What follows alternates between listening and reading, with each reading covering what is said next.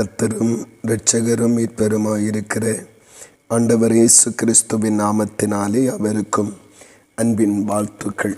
தேவன் தாமே நம்ம ஒருவரையும் ஆசீர்வதித்து காத்து நடத்துவாராக.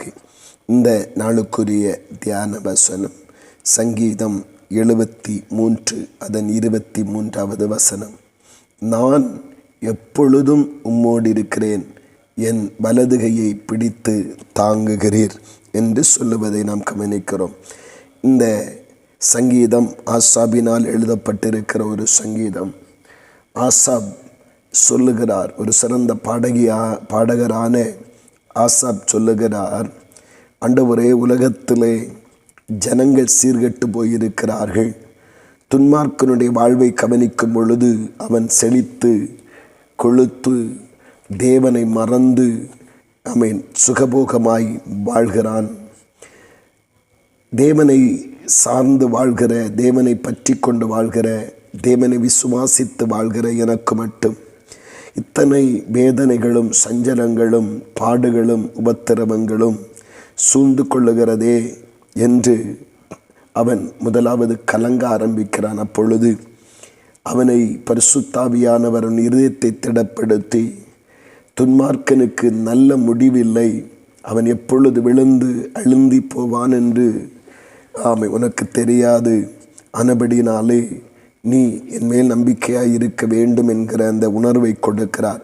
அப்பொழுதுதான் ஆண்டவராகிய தேவன் இந்த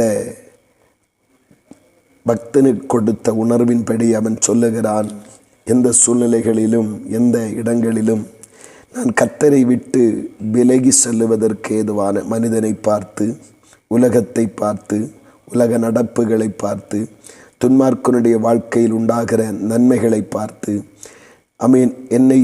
என்னோடு கூட பழகிற பேசுகிற மனிதர்களுடைய நடக்கைகளை பார்த்து, நான் தேவனை விட்டு தேவனை விட்டு தூரம் போகுவதற்கு ஏதுவான எந்த காரியத்தை நான் செய்துவிட முடியாதபடி, செய்துவிடக்கூடாதபடி கவனமாயிருக்க வேண்டும். காரணம், தேவனை விட்டு தூரம் போகிற, தேவனை மறக்கிற யாவரும் தண்டிக்கப்படுவார்கள் என்று அங்கே அவன் அறிந்து கொண்டு சொல்லுகிறான். எனக்கோ நான் எப்பொழுதும் மூடி இருக்கிறேன். என்னுடைய வாழ்விலே நெருக்கம் உண்டாகும் பொழுது, என் வாழ்விலே தேவைகள் வரும் பொழுது, பாடுகள் வரும் பொழுது, பல விதங்களிலே நான் தோற்று போகும் பொழுது, நான் பல விடங்களிலே என் கால்கள் சறுக்குகிறது, எனக்கு நிற்க பலனில்லை என்று நான் எண்ணும் பொழுது, என் வலதுகையை பிடித்து நீர் தாங்குகிறீர் என்று சொல்லி அவன் தன்னுடைய வாழ்வை அர்ப்பணிக்கிறதை காண முடிகிறது. பிரியமானவர்களே, நீ நீதிமானாய் இருப்பதினால், நீ வாழ்ந்திருப்பதினால் என் வாழ்க்கையில் மட்டும் இப்படி தொடர்ச்சியான தீமைகள், தோல்விகள், ஏமாற்றங்கள் சந்தித்து கொண்டே இருக்கிறது. அவமானம், நிந்தையும் என் வாழ்க்கையில் வந்து கொண்டிருக்கிறது. நினைத்த காரியங்கள் ஒன்றும் நடக்கவில்லை. துன்மார்க்கன், தேவனுக்கு பிரியமில்லாத வாழ்க்கை வாழ்கிறவன் நினைக்கிறதெல்லாம் நடத்துகிறான், அவன் வாஞ்சிக்கிறதெல்லாம் கிடைக்கிறது என்று சொல்லி மனிதனை பார்த்து தேவனை விட்டு விலகி தீமையான வழிகளை தெரிந்து கொள்ள வேண்டாம். இந்த சங்கீதக்காரனாகிய ஆசாபை போல எப்பொழுதும் தேவனோடு இருக்க, எப்பொழுதும் தேவனை சார்ந்திருக்க முடிவெடுப்போம். காரணம், துன்மார்க்கனுக்கு நல்முடிவில்லை.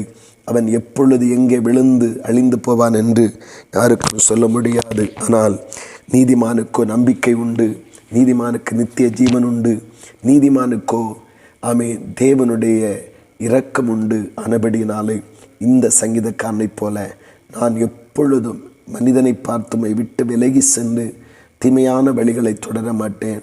எனக்கு எந்த சூழ்நிலையிலும் எப்பொழுதும் நான் உம்மோடு இருக்கிறேன், என் வலதுகையை பிடித்து தாங்குகிறீர் என்று சொல்லி நம்பிக்கையோடு நம்முடைய வாழ்வை அறிக்கையிட்டு முன்னெடுத்து செல்லுவோம். கர்த்தருடைய கரம் நம்மை தாங்கி நடத்துவதாக.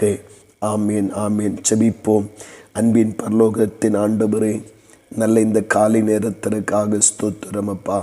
ஆண்டவரே, இந்த வருடத்தின் 9வது மாதத்தின் இந்த இறுதி நாளிலும் தேவ மகிமையினுடைய கரம் தகப்பனே எனக்கு ஆண்டவரை தந்த வார்த்தைகளுக்காக ஸ்தோத்திரம்.